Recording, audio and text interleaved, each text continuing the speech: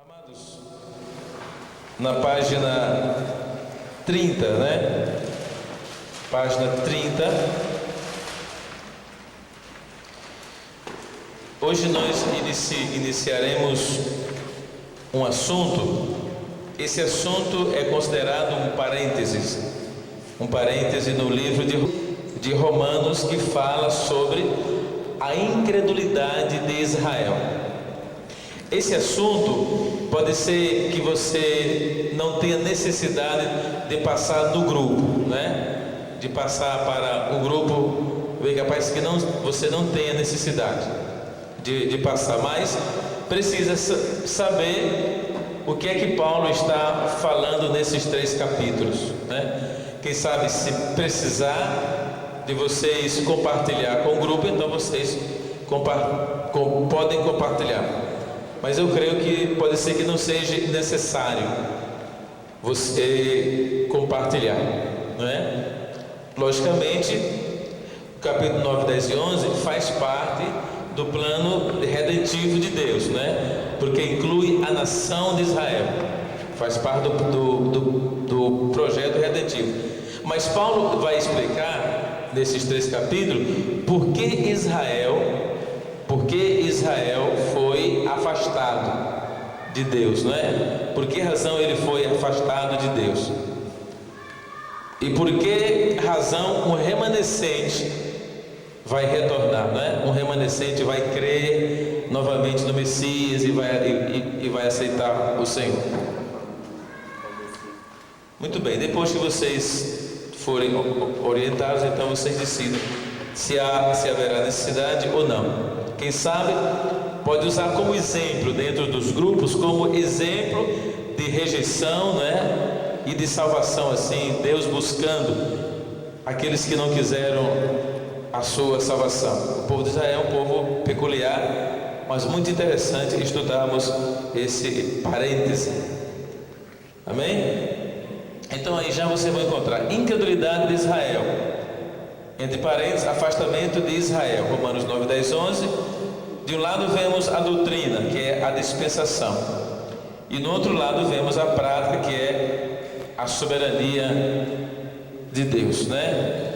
Já pode abrir a Bíblia aí, Romanos, capítulo 9, que é exatamente o capítulo que nós vamos começar a estudar. Sempre quando vocês estiverem estudando o livro de Romanos, vocês vão chegar nesse parêntese, né? Quando você chegar no capítulo 9, você vai ver a diferença na escrita, a diferença de Paulo ao escrever o 9, 10 e 11. Vocês vão ver a diferença, que na verdade é um relato peculiar a uma nação, né? Peculiar a uma nação. Você não pode textualizar esses 3 capítulos, não. Você não pode fazer isso, textualizar. É um parêntese que tem que entender aí no meio de Romanos. Na página 31 diz assim: atitude de Deus com Israel, no passado, no presente e no futuro. Por que Israel foi colocado de lado? Por que Israel foi colocado de lado? E na parte disso, o passado de Israel. O que é o passado? Uma demonstração da soberania de Deus. Então vamos ler já versos de 1 a 3, capítulo 9. Digo a verdade em Cristo, não minto, testemunhando comigo o Espírito Santo, a minha própria consciência. Tenho grande tristeza e incessante dor no coração, porque eu mesmo desejaria ser anátema, maldição, né? Separado de Cristo por amor de meus irmãos, meus compatriotas, segundo a carne. Eu gostaria, amados, que todos entendessem esse desabafo espiritual de Paulo. Paulo está desabafando um sentimento profundo no seu coração. O que ele está dizendo?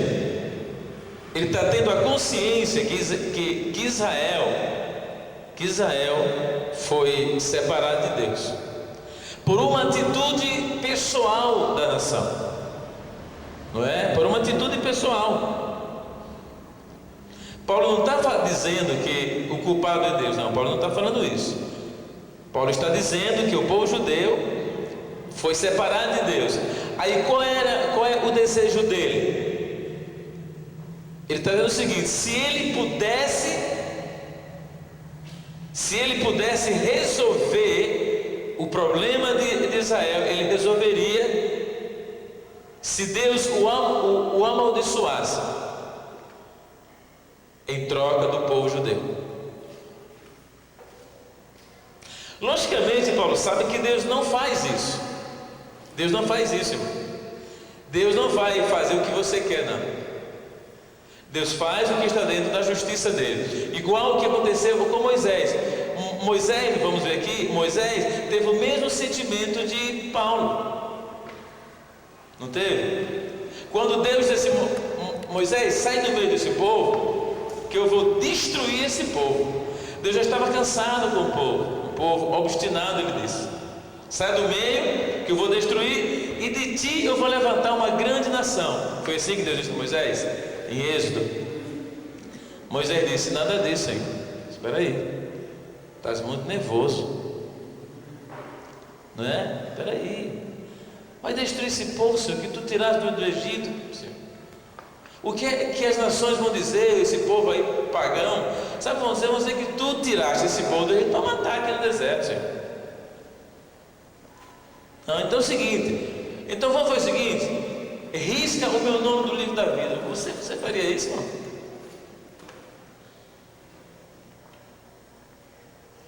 O que Moisés estava dizendo? Senhor, olha, eu prefiro que tu risque o meu nome do livro da vida até de destruir esse povo. Não foi assim que Moisés disse? Era isso. Aí como Deus viu que não havia conversa com Moisés, disse: então ninguém fala mais nisso. Tá bom, não é? Então Deus fez, na verdade, o desejo de Moisés, não foi? Sim ou não? O desejo do coração de Moisés. Deus disse que ia destruir Moisés, questionou com Deus. Então tá bom. E Paulo aqui estava fazendo igual o que Moisés havia feito, né? Centenas de anos atrás. Na versão aqui de J.B. Phillips, eu vou ler. Disse: na presença de Cristo e da minha própria consciência, posso garantir-vos que o que digo é verdade pura, ao afirmar que há uma coisa que me oprime profundamente, como mágoa contínua e permanente. É a condição dos meus irmãos israelitas, por quem eu realmente cheguei ao ponto de de aspirar a separar-me de Cristo, no caso deles poderem assim vir a ser ganhos para Deus. Veja bem, aqui Paulo explica. Então é exatamente isso que a gente está falando, né? Seus outros privilégios, aí embaixo do A: adoção, glória, pactos, a lei, o serviço, as promessas, os pais e Cristo. Veja bem, irmãos, seus outros privilégios, qual foram? Adoção, glória, pactos, a lei, o serviço, as promessas e os pais. Nós vamos ministrar isso nesta noite. Então, do 1 ao 3, Paulo fala sobre a dor do coração dele pela separação do povo judeu. A dor que ele tinha de ver o povo judeu, rejeitarem a Deus, e por essa rejeição não ter mais solução para eles. E ele sente o desejo, se pudesse, de ser um anátema, para que o povo fosse privilegiado. Só que ele sabia que não era possível, e por isso ele tinha um pesar profundo no seu coração, uma tristeza incessante, diz ele. Esse era o sentimento do apóstolo São Paulo. E também nos faz lembrar Agostinho de Moisés em Êxodo 32. Então, notemos aqui, do 1 a 6, podemos continuar o 4, 5, 6. Paulo fala sobre o pecado do povo. 7 a 10, ele fala sobre o repúdio da parte de Deus. Vamos ler, irmão, assim vocês entendem melhor. Quase assim: são israelitas, pertence-lhes a adoção e também a glória, as alianças, a legislação, a lei, o culto e as promessas. Deles são os patriarcas, e também deles descende o Cristo, segundo a carne, o qual é sobre todos, Deus bendito para todos sempre. Amém. E não pensemos que a palavra de Deus haja falhado, porque nem todos os de Israel são de fato israelitas, nem por serem descendentes de Abraão são todos os seus filhos, mas em Isaque será chamada a tua descendência. Isto é, estes filhos de Deus não são propriamente os da carne, mas devem ser considerados como descendência os filhos da promessa, porque a palavra da promessa é esta: por esse tempo virei e Sara terá um filho. E não ela somente, mas também Rebeca, ao conceber de um só, Isaque, nosso pai. E ainda não eram gêmeos nascidos, nem tinham praticado bem ou mal, para que o propósito de Deus quanto à eleição prevalecesse, não por obras, mas por aquele que chama. Já fora dito a ela: o mais velho será servo do mais moço, como está escrito: amei Jacó, porém me aborreci de Esaú. Então ele está contando a história, para que os romanos pudessem entender porque Deus havia rejeitado Israel.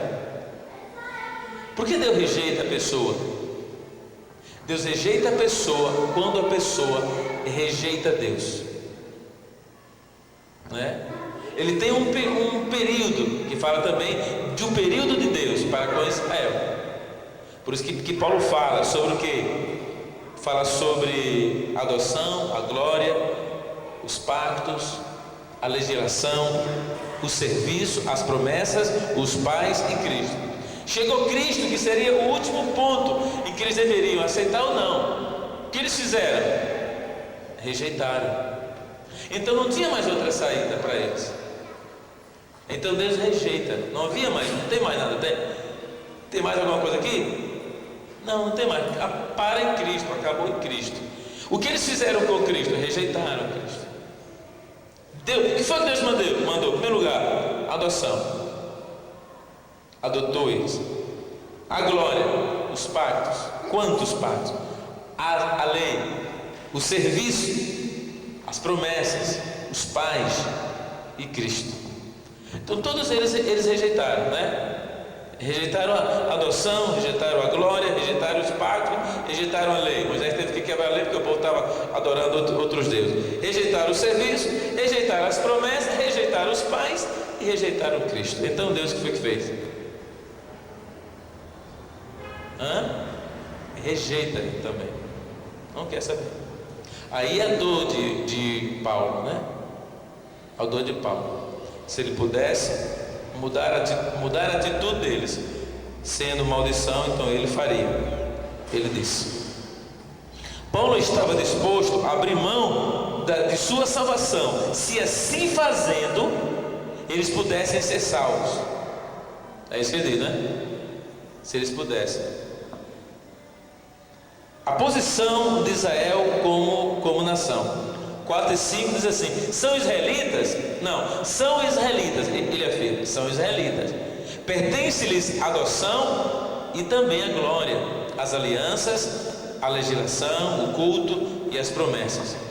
Deles são os patriarcas e também deles descende o Cristo, segundo a carne, o qual é sobre todos.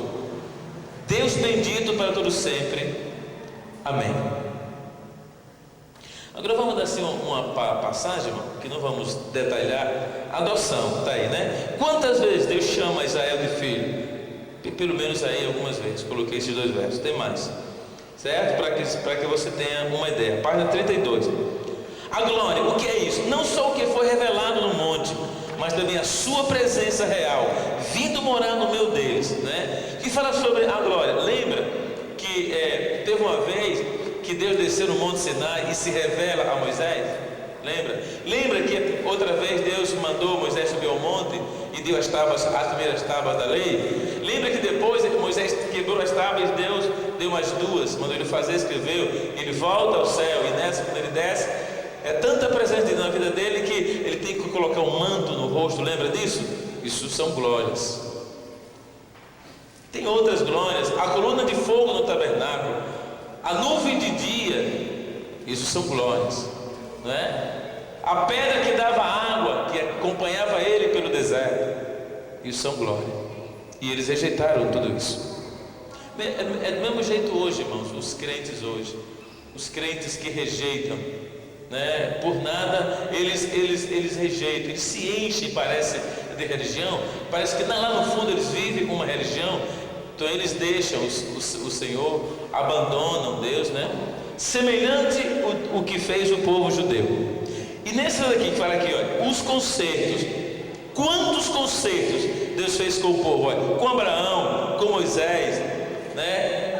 Acerca da terra com Moisés, com Davi, acerca do reino, enfim, muitos concertos Deus fez com o povo. Note que a palavra casa, que aparece por 14 vezes, Jesus lhe diz que a casa deles ficaria desolada pelo fato de terem rejeitado o Senhor da casa sob esse conceito. Mas há uma profecia de reconstrução, está em Atos 15.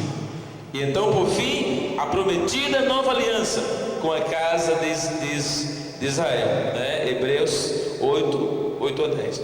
Deus prometeu novamente fazer uma aliança com a casa de Israel para que o remanescente fosse salvo. Então, o remanescente. Então, como é que Deus lida com o povo judeu hoje? Hoje ele lida como uma nação qualquer. Para ser salvo, tem que aceitar Jesus como nós, irmãos. Ser judeu ou não judeu, né? Por isso que tem hoje os judeus messiânicos, chamamos. Por que judeu messiânico? São os judeus que creem na vinda do Messias, que Cristo era o Messias. São os judeus messiânicos, né? Muitos.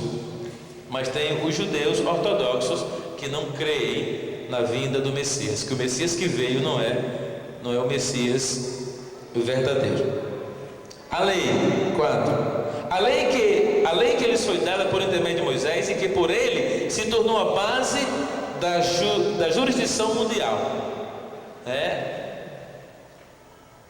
rejeitaram também. O serviço, o tabernáculo e o templo eram o centro e o cenário de um serviço que jamais deveria ser esquecido. o sacrifício diário, as ofertas especiais, as grandes festas anuais, que incluíam a redenção representada por toda uma nação, né? Também foi rejeitado. As promessas de caráter imperativo e de importância mais que preciosa. Aí está, irmãos, né? As promessas do Antigo Testamento e o cumprimento do Novo. Isso aí é para ser estudado em casa, né? Tem muito mais. A gente sabe que só naquele momento da cruz foram cumpridas mais de 30 promessas. Só ali, no momento que Cristo está na cruz. Mais de 30 promessas foram cumpridas ali. Então aqui tem outras que vocês podem comparar em casa. As promessas no Antigo e o cumprimento no Novo. 7. Os pais. Nosso Deus contentou-se em associar-se para todo sempre com este povo, chamando-se a si mesmo de Pai de Abraão, de Isaac e de Jacó, né? Eu sou Deus de Abraão, eu sou Deus de Isaac, eu sou Deus de Jacó. Está falando sobre paternidade espiritual, que são os pais dos filhos de Israel, o nome coletivo de seus descendentes. Ok. Rejeitaram também. E veio Cristo. Que houve com Cristo? Nascido da linhagem deles e por eles dado ao mundo todo como seu Redentor. Foi rejeitado.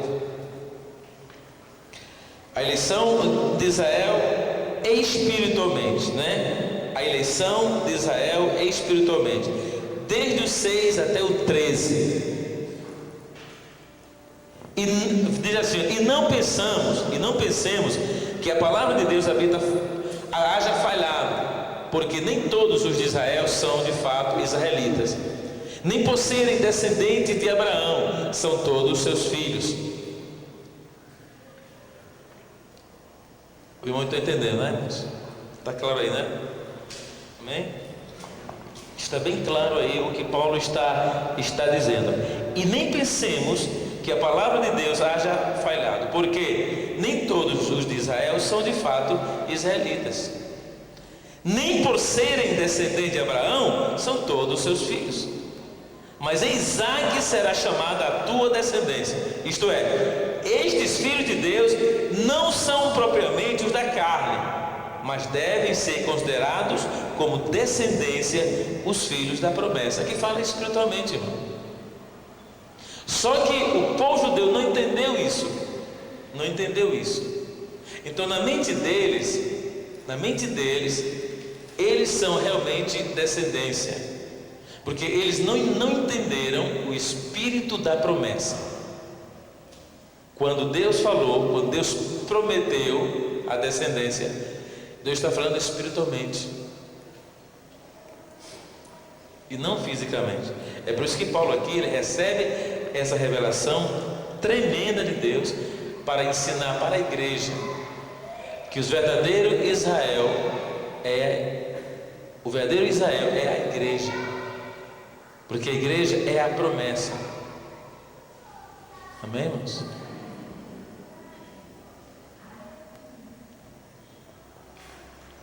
Muito bem.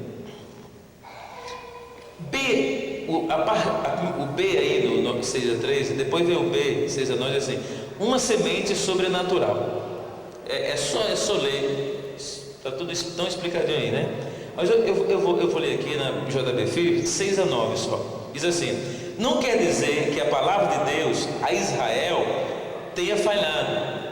Não contais como certos os israelitas como o verdadeiro Israel de Deus.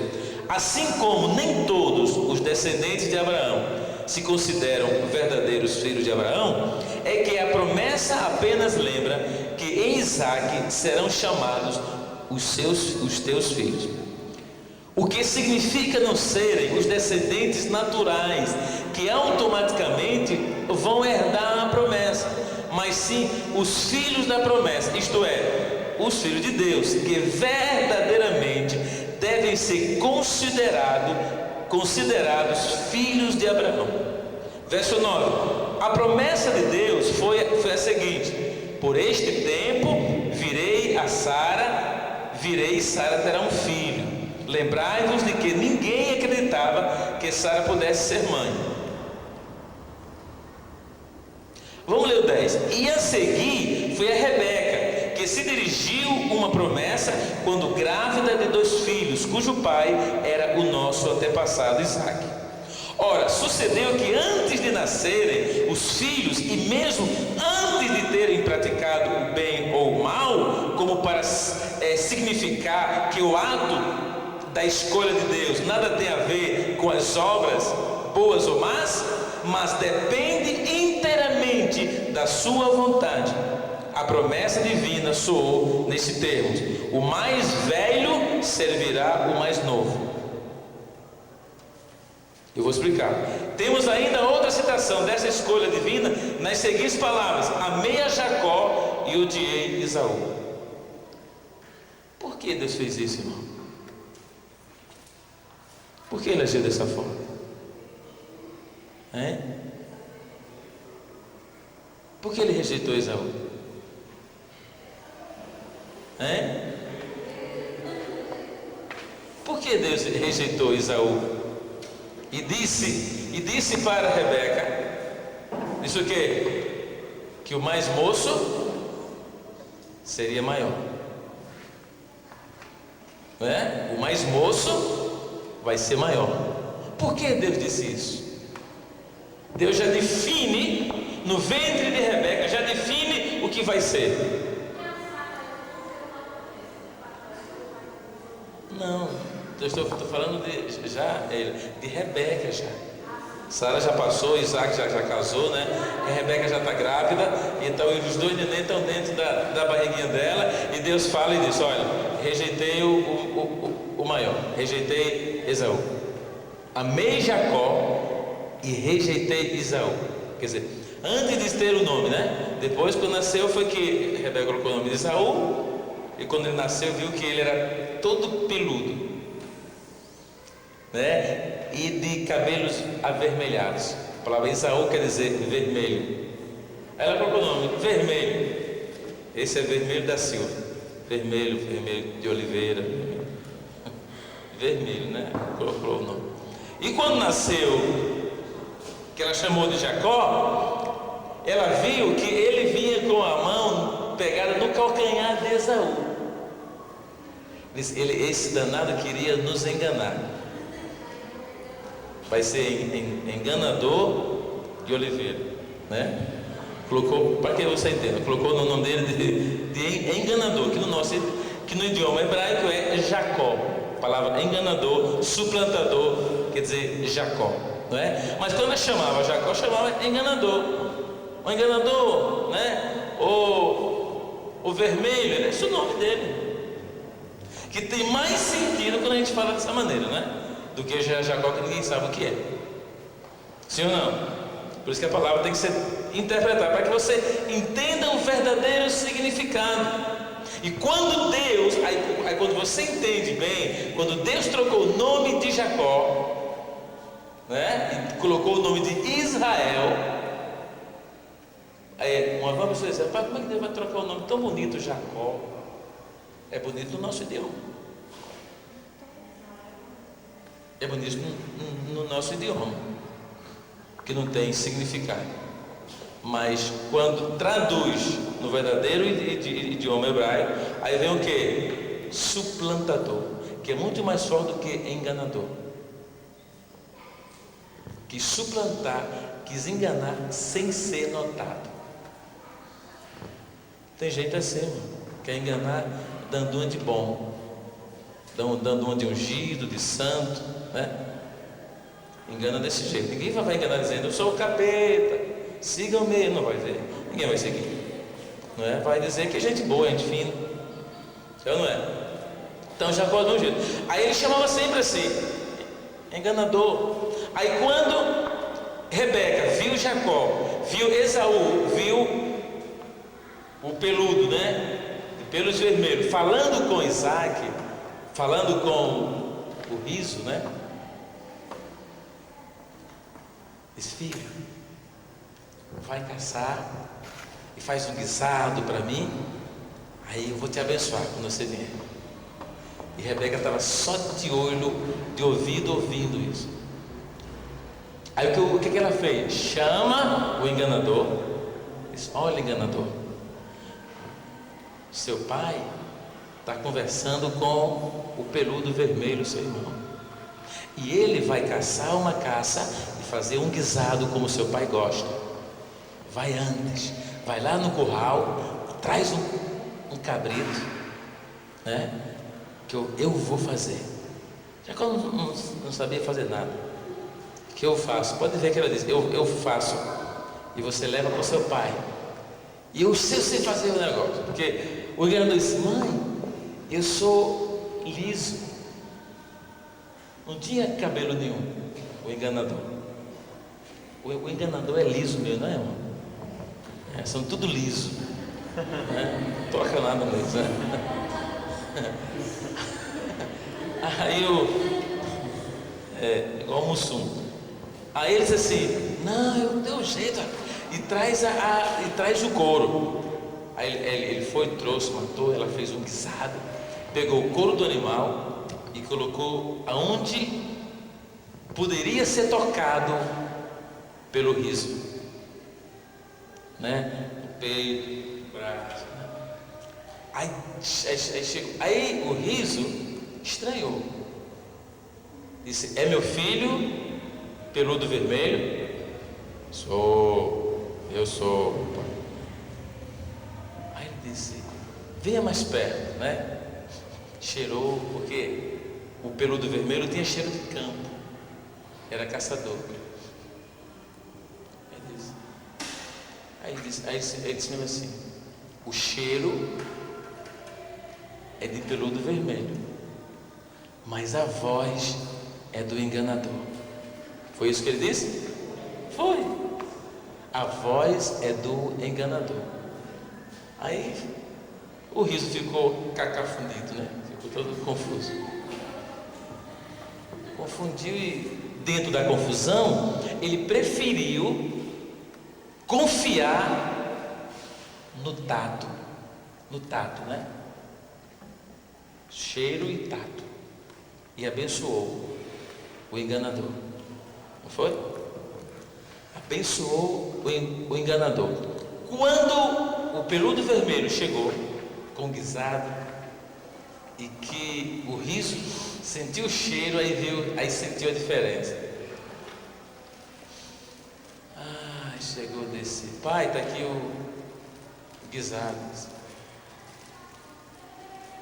Seu irmão te roubou a bênção. Seu irmão te roubou a bênção. Agora, irmãos, isso parece trágico, mas é uma das coisas mais lindas que eu acho na Bíblia. Mais linda que eu acho. Não é?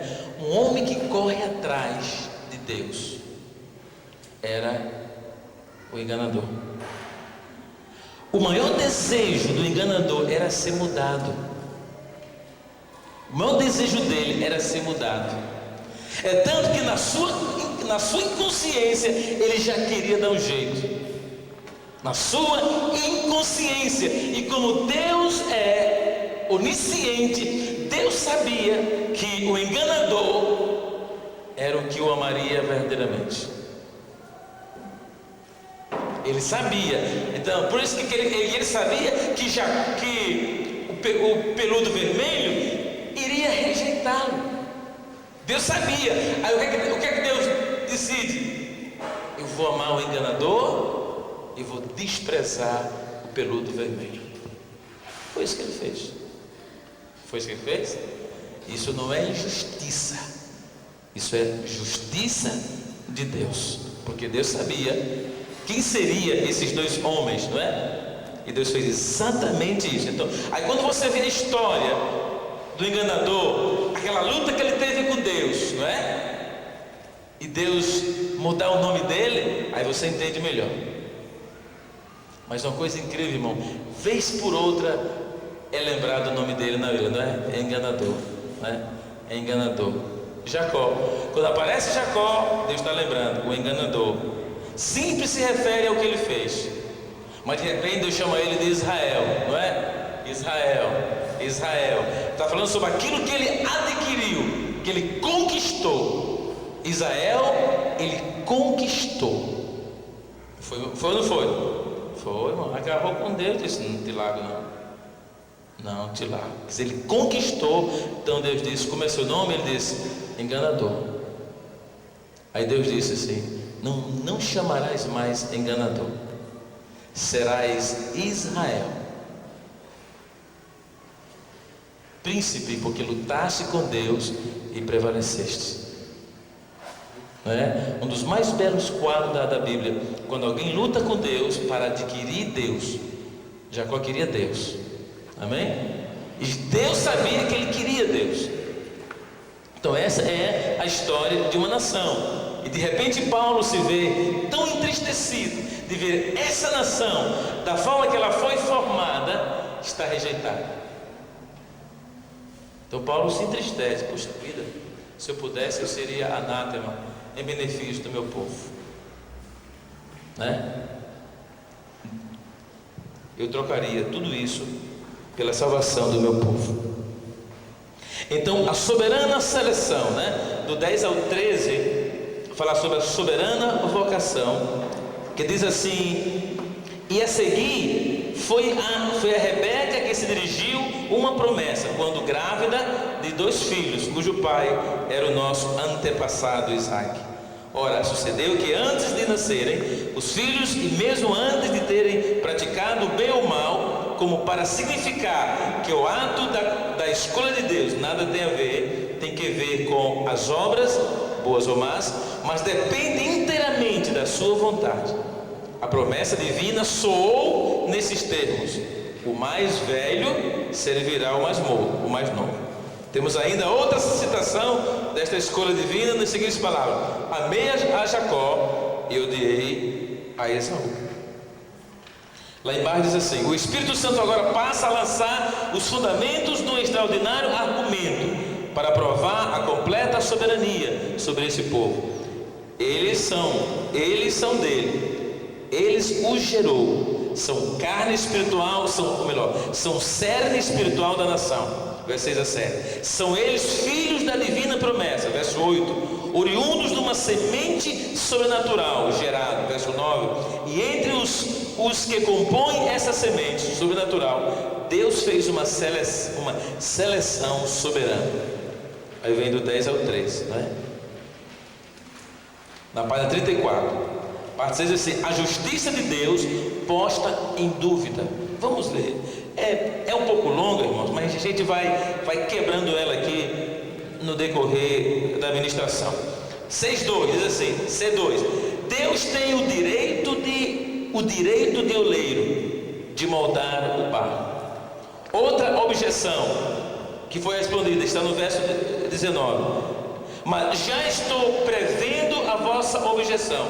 Nesse caso, sendo irresistível a vontade de Deus, por que é que Deus censura os homens quando procedem mal? Mas a questão realmente é esta: quem és tu, homem, para fazer tais réplicas a Deus? Quando um artífice fabrica alguma coisa, acaso espera que ela se volte para ele e altivamente o interrogue: por que me fizeste assim? O oleiro, por exemplo, tem domínio absoluto sobre o barro para com uma parte da massa fabricar um vaso encantador e com a outra uma manilha de esgoto. Usa aqui o termo, né? Então vamos observar, irmãos, esses versos. 6:2a é um direito soberano e incontestável. Verso 20, você lê na sua versão, eu leio nessa aqui que é bem clarinho, diz assim: Isaías, mais ousado ainda, coloca estas palavras na boca de Deus: fui encontrado por aqueles que não me buscavam, manifestei-me àqueles que não me solicitaram. E ainda falando de Israel, durante todo o dia estendi as mãos para um povo desobediente e rebelde. O que Paulo está dizendo? Paulo primeiro se expressa a sua tristeza e amargura por Deus haver rejeitado o povo. Depois diz que o povo, na verdade, rejeitou Deus e por isso Deus o rejeitou. Ok. Aí depois ele diz por que foi que Deus o rejeitou. E começa a explicar para a igreja de Roma que Deus, como soberano, ele faz o que ele quer com o barro. E o barro não tem direito de mandar em Deus. Esse que Deus está dizendo aqui, através de Paulo. O B diz assim: mostrando sua ira e poder, que é a palavra longanimidade, né?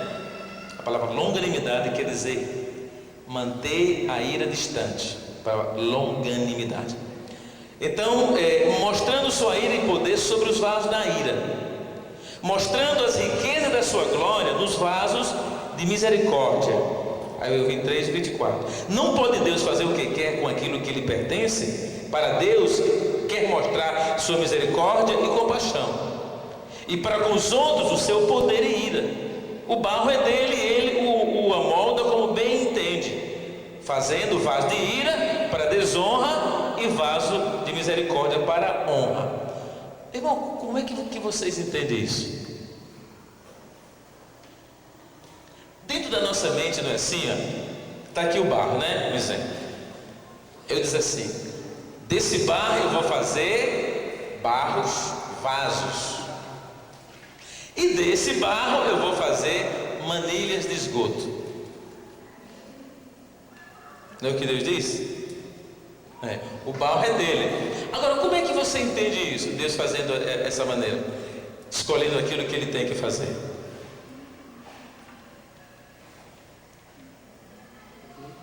Nós temos que entender uma coisa, irmãos. Abra bem os ouvidos. Nós temos que entender uma coisa. Antes de Deus pegar na massa, Ele sabe. Eu vou falar aqui uma doideira. Quando Deus pega na massa, como Ele é Deus, então é como se Ele estivesse vendo tudo aquilo que Ele ainda não fez. Os vasinhos e as manilhas. Os vasos que quiseram ser vasos e as manilhas que não quiseram ser vasos, quiseram ser manilhas. Entendeu? Porque se você pensar diferente, você vai dizer que Deus é injusto. Entendeu o que eu estou dizendo? Se você pensar diferente, você vai dizer que Deus é injusto. Quando a Bíblia diz Deus faz vasos de honra e vasos para desonra, aí você tem que agarrar em um princípio que você mencionou, a palavra Deus. Deus faz vasos para honra e Deus faz vasos para desonra. Pensa primeiro em Deus, quem Ele é, poder que Ele tem, e quando Ele pega no barro para fazer esses vasos. Entendeu, irmãos? Entendeu mesmo? Porque a mesma coisa é assim, irmão, deu uma chuva lá no Morro do Rio de Janeiro, caiu umas casas e morreram 100 pessoas. Por que Deus fez isso? Que culpa Deus tem, irmão? Qual é a culpa de Deus? Quando essas pessoas foram fazer essas casas nesses morros, veja se eles têm autorização da prefeitura. Nenhum tem. Então eles já sabem que estão fazendo uma casa no lugar errado. Não sabe? Sabe. Eles já sabem que pode chover, pode ser que um dia aconteça uma chuva torrencial e aqueles barracos, mesmo feitos de cimento armado, podem ruir e cair, vindo a matar muita gente. O homem nunca quer arcar com a sua culpa. Sempre queremos pôr culpa em alguém, né? Pode ver que sempre. A gente nunca pensa assim que a gente não poderia ter também cometido aquele erro. Por que não ter misericórdia do que errou? Porque somos humanos igual a ele, podemos cometer um erro. Por que a gente começa a acusar? Por que será, irmãos? Não é a nossa tendência, sim ou não? Nossa tendência. Tem pessoa que fecha a chave da gaveta e deixa a chave dentro. Você podia ter feito igual, irmão. Também. Não sei como, né? Mas podia. Fechei aqui, rapaz, esqueci a chave dentro. Fechou, fechei, esqueci a chave dentro. Você não pode cometer um erro desse? Pode. Então a gente. Mas primeiro pensamento que vem na nossa mente é acusar. Viu o que é acusar? É acusar. Aí quando você acusa, você se enche do espírito de ódio e humilha a pessoa, né? Ou você pode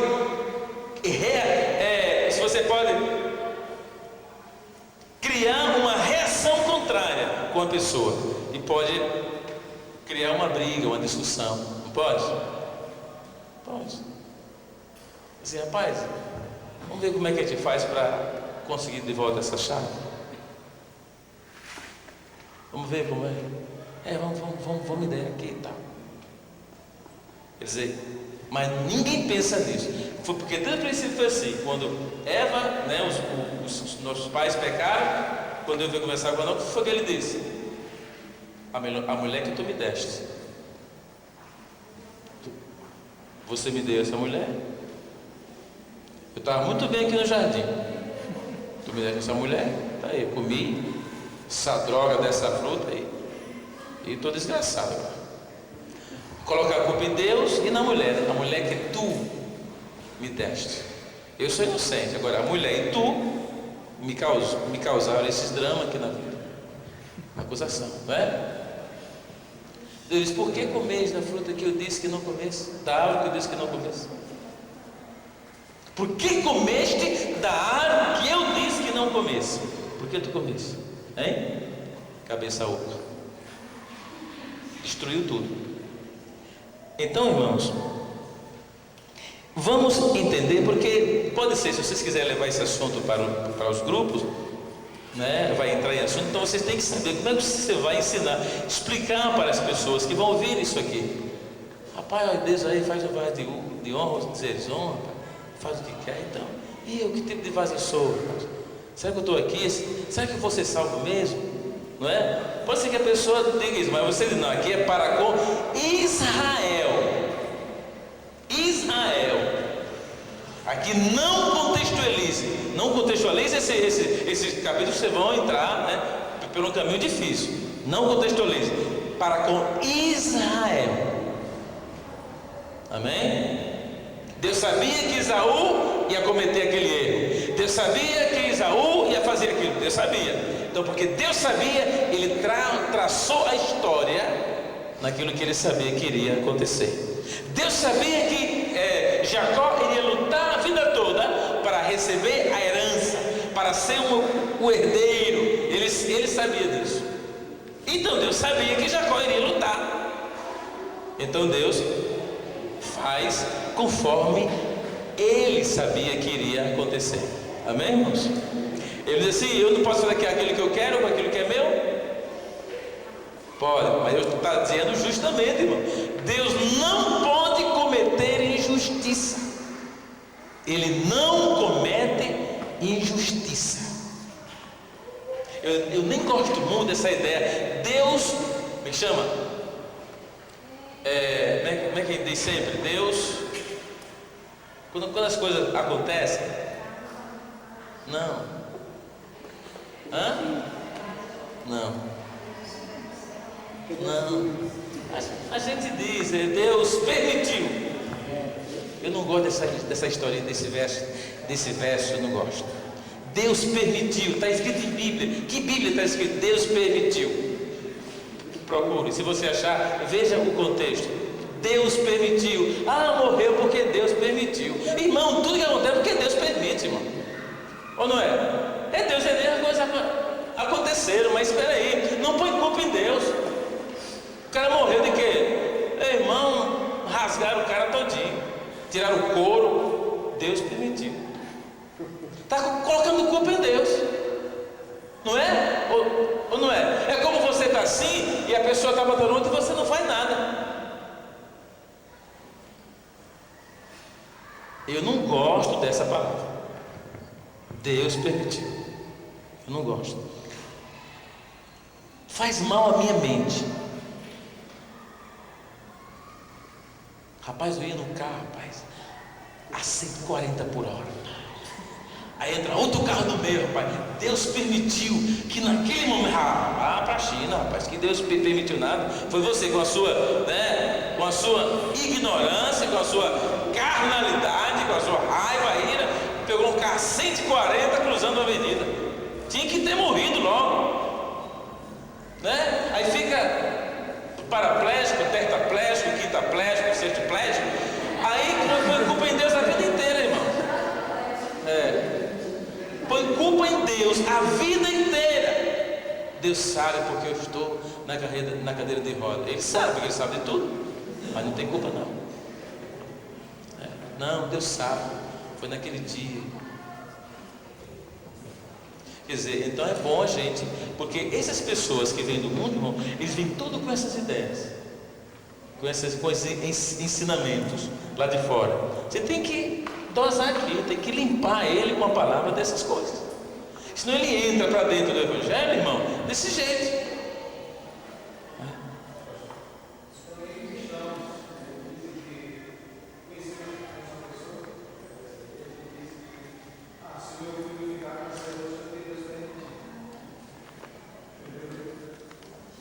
Tem que entender a Bíblia, irmão.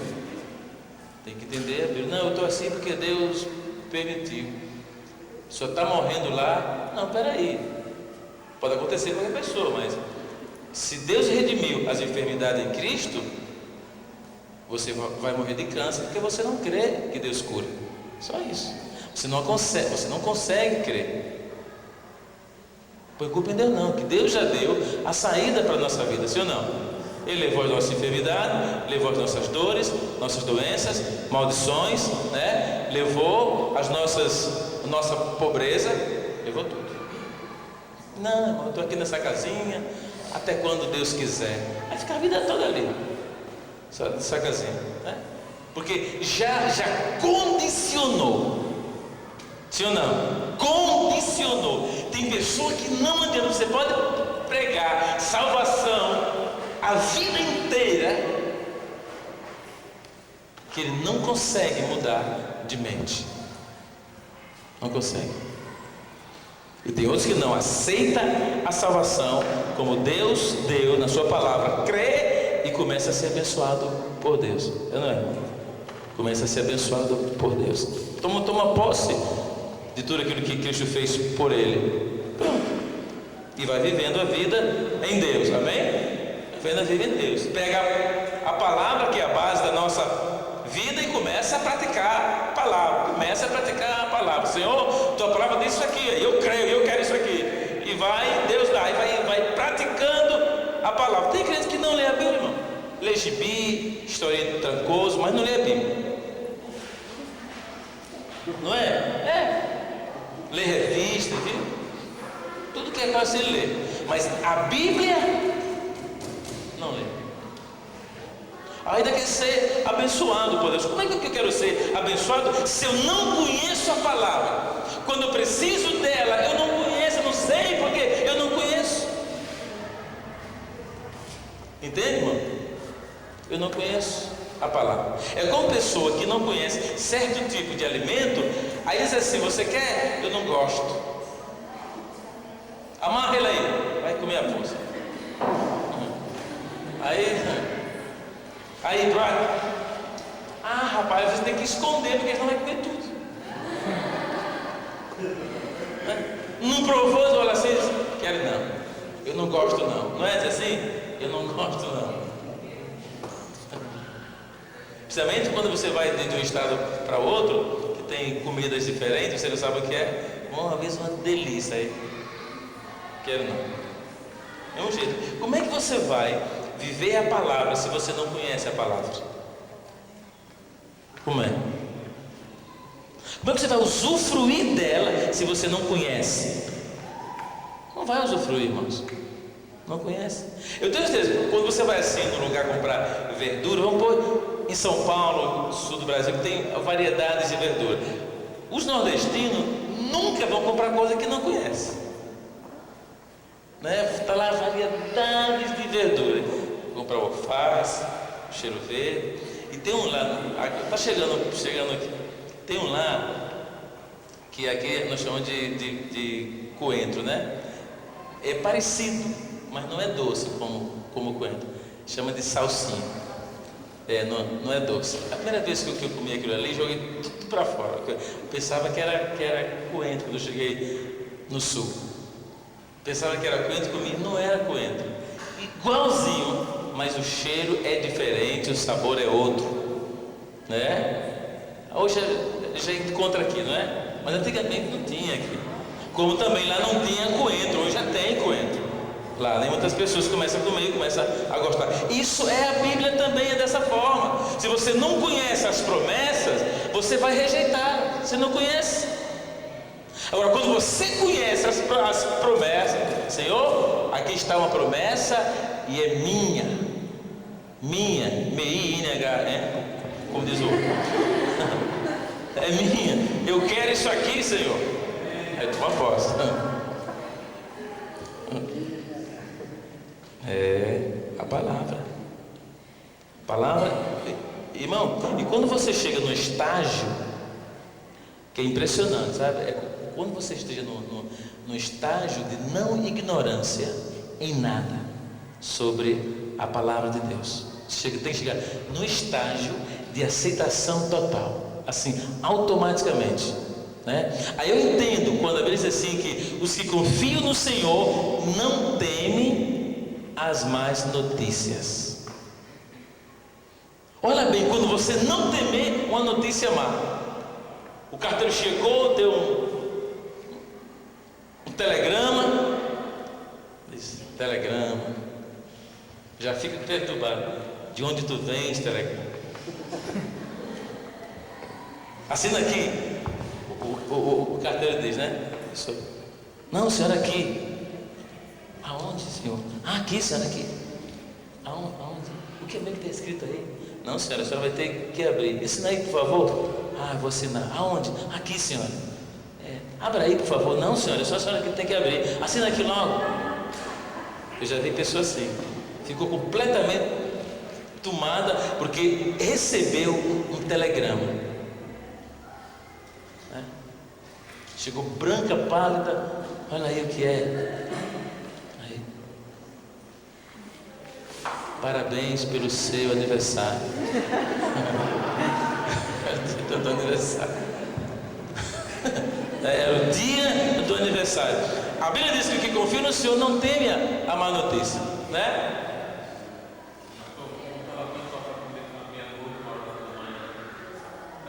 Plim! Eu me lembro quando nós estávamos naquelas lutas terríveis. Às vezes eu chegava em casa tenso, né? De tanta luta. Eu dizia, olha, eu vou para aqui para o quarto dar uma relaxada. Eu não quero atender nesse momento ninguém. Então, daqui uns 20 minutos eu me levanto. Aí de repente o telefone tocava. Irmão, eu levava um susto, né? Não era medo. Vocês sabem que a gente lutou aqui que nem soldado mesmo de Deus, mas era tensão. É como dizer assim, diga esse problema do cão que ele espere um pouquinho, que eu vou descansar. Né? Eu vou dar uma descansada aqui e depois eu vou de novo. Porque não adianta você falar outra coisa. Era isso que eu estava dizendo, mas era tanta tensão que eu tremia, né? Isso acontece quando você está muito estressado. Eu digo estressado, muita carga, né, sobre você. Então você, não é que você não depois eu me levantava para a guerra de novo, né? mas é o momento. Mas isso, irmão, falando sobre más notícias, isso não quer dizer, se a gente receber, como a gente recebia carta, telegrama não me lembro de ter recebido, mas cartas, essa edição, você abre a carta, às vezes a gente recebia carta mal criada. Mal criada. Você tem que receber a carta assim, ler, né? Ainda tem que abençoar a pessoa, né? Então, quando a gente chega no estágio de Deus, essas palavras se cumprem na nossa vida tremendamente. O que confia no Senhor não teme a más notícias. Quer dizer, ele não teme, ele não tem medo, né? Ele não muda a sua atitude. Isso tem que acontecer na nossa vida, irmão, automaticamente. Mas não vai acontecer enquanto nós não nos relacionarmos com a palavra. A nossa relação com a palavra, ela tem que chegar a um nível tão interessante que você leva tudo naturalmente, como se não estivesse recebido aquela notícia. Amém? É isso que a Bíblia quer dizer, não é? É isso. Aquele que teme ao Senhor recebe uma má notícia como se não fosse. E pronto. Vamos entrar aqui novamente, irmão. Não sei como foi que ele saiu. Diz assim: tornou conhecidos, 34, seus soberanos propósitos para com os judeus e para com os gentios. O que foi isso? Deus torna conhecido, e Paulo recebe essa revelação, os seus soberanos propósitos para com os judeus e para com os gentios. Do 25 em diante, capítulo 9, 25 a 29, diz assim: assim como também diz em Oséias: chamarei povo meu ao